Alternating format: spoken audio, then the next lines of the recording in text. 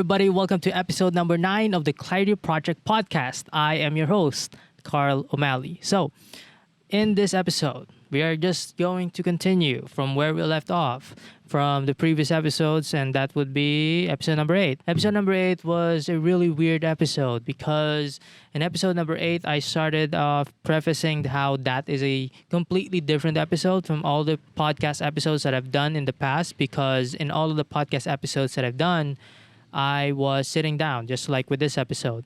But in that episode, I was standing up. Unbeknownst to me, it didn't take long for me to change things up because I've cutted a lot of the scenes from that episode. But what you didn't see is that I was running, I was moving from place to place and where I'm going to shoot until eventually I settled to this kind of a hybrid system of some sort wherein it's a hybrid between a vlog and a podcast. And so if you would notice from the podcast and the latter parts, I was really out of breath. And that's really true. That really happened. There's no gimmick to that. That's really what happened. So yeah, with that being said, we're going to, as we have always done in previous episodes, so I'm going to read and reflect on my notes from my notebook. So yeah.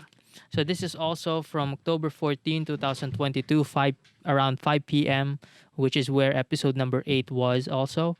But this is a completely different passage, and this passage talks about minimalism. So let me read the passage to you guys. There is a minimalism in terms of not owning things that are not necessary, only the essential. But these few things are often super expensive. Some have the same few things, but only buy the bare minimum version/price for it, resulting in what may be lower quality things, or that not changing a furniture/item until it is completely irreparable. And then there is lifestyle, and then there is the aesthetic. So, what this passage talks about in general is the whole concept of minimalism. It talks about the different kinds of minimalism there are, the kinds of versions of those kinds of minimalism, and also it also tries to explore what is it exactly when we say minimalism. So I guess each and every one of us has some kind of minimalism and some kind of an understanding of what minimalism is. But what this is trying to do is just trying to break down the kinds of minimalism that is present and the kinds of minimalism that you or someone you know are doing. So yeah, for the first few lines, it says that there is a minimalism in terms of not owning things. So this is the very first, and I guess this is the most extreme of minimalism because you're not owning anything, right? You're zero property. So that's the thing. I guess this could be likened to an ancient philosopher named Diogenes the Cynic. Diogenes is quite a, how should I say this? He's really an infamous character during at that time. He lived during Plato's time, and he was really infamous because he really didn't care about society. He really didn't care about what other people think of him. So he's kind of a bum. At least that's what people saw of him. He was some kind of a homeless person. He only lived in this like barrel, or at least that's what the paintings I've saw of him depicted in. He only lives in that kind of like a barrel type of a house. It's not a house. It's just like a little bit of a shelter. Yeah, he didn't own anything but a bowl. And there's really a story about that bowl also. So one day he was trying to drink, I guess, on a stream or some kind of a body of water. I'm not too sure about that. But yeah, that's what happened. And he was like, yeah, just going to get some water with his bowl, his wooden bowl. He used that, I guess, for drinking water. And until he saw like a little kid go to that same stream, and then that kid drink water only with his hands. And then like a scoop, like kind of a position of his hands, and then he drank the water and was like, oh my gosh, I became too materialistic. Oh my gosh, I've lived an excessive life. What do I need this wooden bowl for? So yeah, he threw that out afterwards, and he didn't own anything for the rest of his life. I don't know if this is true or not. Some say that it's not true, but there's on one account, I don't know, this is not completely related to the story, but I don't know. He says that he had an encounter with Alexander the Great. There's many more things about him, but this is one of the most amusing ones.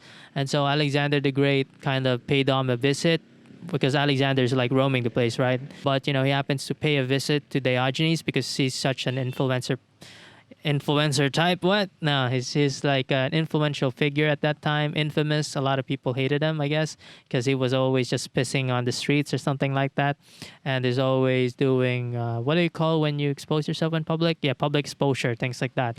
Or maybe he was nude. I don't know. Yeah, but from the paintings, he wasn't nude. He has like this robe or something. I don't know. I'm not like a really history expert. I'm just like a casual lover of history, things like that. And so yeah, yeah. But moving on. There's like this encounter with Alexander, into which Alexander was like, I'm Alexander the Great. I'm gonna hook you up, my boy. And then my Diogenes was like, you could step away. You're blocking the light because like the sun rays is like Alexander's blocking it from his house that's made of wood or a barrel or something. Alexander, being Alexander, didn't see this as offensive. He was actually amused by Diogenes' response, and Alexander was like, Diogenes, if I'm not Alexander, I would like to be you. To which Diogenes said, if I'm not Diogenes, I would also like to be Diogenes. So yeah, that's really an epic way to say it, Alexander the Great. So yeah, moving on to this. So that is the first version of minimalism, which I guess is the most extreme of it, of not owning anything. So another version of it is owning something, but a very few things. And the first few things is that it is the only essential things that you need. So yeah, you own a very few things because you only own the things that you actually need. So you don't have wants. You don't own any property that is something that you just kind of want. No, all of the things that you own, you actually need, you actually use. There's two versions of that. There's two versions of owning the essentials. The first version of owning the essentials is owning a few things, but they are super expensive. So they are the top of the line of that something. That is the higher class, premium quality or premium version of that thing. So yes, you own a very few things, but they're all very expensive. They're super rare. There's a lot of prestige in them because they're the most and the highest quality possible of that item, of that property. And then conversely, there's another version of that. There's another version of that kind of principle, which is the principle of owning just a very few things. And so if in one point, we're talking about owning a few things, but owning the most premium version of it. Conversely, there's another one. And that other one is owning a few things, but owning the bare minimum version / price for it. So it's like you're working with an MVP, like the minimum viable product. If something that works, don't fix it. It's more in functionality, right? You really don't care what it looks like. You really don't care about the color. You really don't care about the design.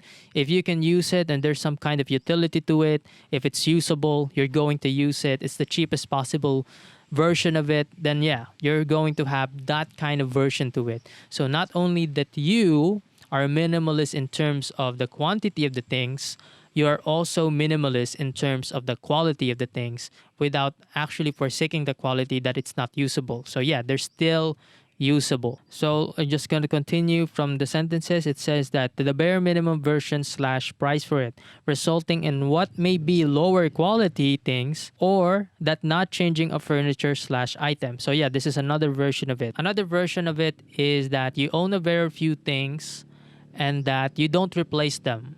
Right? You don't replace them or you're not going to change them until they are completely irreparable. Furniture is actually really expensive. And so, I don't know, maybe that's not minimalism. Maybe that's just Filipino culture. I don't know. But what it's saying is that you only own a few things and you don't change them. I don't know if it's sentimental value or anything like that, but you stick to them as long as you can. As long as you can have them, as long as you can use them, you still get them. You still have them and you still keep them. And the key word here is completely irreparable, which means that if it eventually succumbs to entropy and if it gets destroyed or it gets broken or something like that, just going to repair it. Repair it and repair it and repair it over and over again until it is completely irreparable. It's not like if it gets broken once, you're going to throw it away. No, you're still going to try and repair it until it's completely irreparable. That's why the word irreparable is important here. And so let's move on to the next line, which is, There is the lifestyle, and then there is the aesthetic. We're talking about the lifestyle of minimalism. It could also be some kind of version of the things that we've already talked about. So it could be that you don't own anything of a particular item, or that you only own the very essential of those few things. So there's two versions of that. First version is that you own a few things, but it's a bare minimum version of it, the cheapest price that you could probably get from it. The second one is the most expensive one, which is the luxurious type. You see it in terms of functionality versus luxury. Next one is owning something and not changing anything until it is completely irreparable. So in terms of the minimalist lifestyle, it could be that you're lazy. No, no, that's not it. But yeah, but you could make a joke of it. Oh, I'm a minimalist. That's why I'm lazy. I don't do housework. I don't do any of these things, right? I only do a few things. I like a few things, right? I don't enjoy sports. I'm a minimalist, something like that. Well, that's a joke. That's the kind with lifestyle, right? I mean, I don't want to study. I'm a minimalist. I only know a few things. I don't want to memorize. I'm a minimalist, or things like that. Oh, I'm broke. I don't have any money. I'm a minimalist. And when it comes to the aesthetic, now we're talking about having things that have less features, having things that has less elaborate designs, and having things that are, like very few patterns, very few buttons, very few functionality. And, it's like the bare minimum of a piece, but it's aesthetically pleasing, right? We're talking about something that is basic in design or simple in design. We're talking about like a deconstructed version of a thing wherein you only see like the simplest version of it. And you know how people say there's beauty in simplicity? So I guess it's probably working on that regard. You see this in terms of not having to put too much effort into it. Like, yeah, it's a house. What do you need more from it? You don't need gargoyles. You don't need designs. You don't need pointy roofs. Just do like a box type of house. You're done, right? You don't even put no bricks on it. Don't even put not much decorations to it. I mean, it's just that. It's minimalist. Deal with it. So there's versions to it, right? One way of it is that simplification, right? But simplification, I guess, is one of the very functions of minimalism, because you get it. Think fancy about it. You get it. When you see that it's a wall, it's a wall. Let's not overcomplicate things. Things like that. Something else. So I guess I'm just going to end with this final paragraph for this episode. And I would just say that this is completely a leap from the topic of minimalism. But yeah, I'm just going to give this as an outro for you guys. Before awareness, I was depressed. Now that I am aware, I am still depressed. The only difference is that it no longer bothers me anymore. That's why I said that it's such a leap from talking about minimalism, and now we're talking about awareness, which could be a whole video in and of itself. So yeah, I guess that's what episode number 9 is, and it's a really fun experience so far. We're gonna get to episode number 10 really soon. Some people have messaged me saying how much they like the podcast, and there's also some people that say that I don't want to watch your podcast anymore because it's in English. I was like, yeah, it's a joke, it's a friendly joke, but I really want to be able to thank you guys. If you are here from episode number 0, you're number 9, and then we're reaching episode number 10, which would be a little bit of a milestone for us. And yeah, I'd like to be able to thank you guys for watching episode number 9. And if you've watched like the previous episodes, I would like to be able to thank you even more for that. And so, yeah. Thank you for watching. If you watch it in whole, if you watch it in snippets, I'd like to be able to thank you. Man, how many times I've said thank you? But yeah, that's how grateful I am. So yeah, thank you, and thank you again. Goodbye.